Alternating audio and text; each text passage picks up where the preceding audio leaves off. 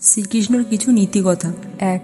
কর্ম করো, ফলের আশা করো না। শ্লোক ২ ও ৪৭। শ্রীকৃষ্ণ বলেন, কেবল কর্ম করার অধিকার তোমার, কিন্তু ফলের অধিকার নেই। ফলের চিন্তা না করে নিষ্কামভাবে কাজ করো। আমরা যদি কর্মফলে আসক্ত না হয়ে কাজ করি, তবে দুঃখ হতাশা আমাদের স্পর্শ করতে পারবে না। ২. আত্মনিয়ন্ত্রণই সত্যিকারের শক্তি। শ্লোক ৬-৫। নিজেকে নিজে উত্তোলন করো, নিজেকে কখনো হেয় করো না, কারণ মনই তোমার সবচেয়ে বড় বন্ধু, আবার সবচেয়ে বড় শত্রু।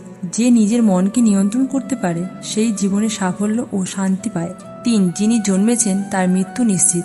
শ্লোক ২ ও ২৭। শ্রীকৃষ্ণ বলেন, যে জন্মগ্রহণ করেছেন তার মৃত্যু অবশ্যম্ভাবী, এবং যে মারা গেছে তার পুনর্জন্ম নিশ্চিত। তাই মৃত্যু নিয়ে ভয়ের কিছু নেই।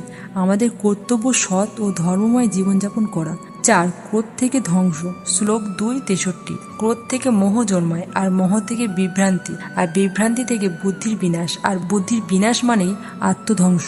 তাই রাগ ও আসক্তি ত্যাগ করো, তাহলে তুমি জীবনে শান্তি পাবে। ৫. সত্যিকারের ভক্ত কেমন। শ্লোক ১২, ১৩, ১৪। শ্রীকৃষ্ণ বলেন, যে কারোর প্রতি ঈর্ষা, বিনয়ী ও সহানুভূতিশীল হয়, সেই প্রকৃত ভক্ত। তাই আসল ভক্তি শুধুমাত্র উপাসনায় নয়, বরং বিনয় ও ভালোবাসায়। তাই বলি, সবাই কমেন্টে জয় শ্রীকৃষ্ণ লিখতে ভুলবেন না। জয় শ্রীকৃষ্ণ।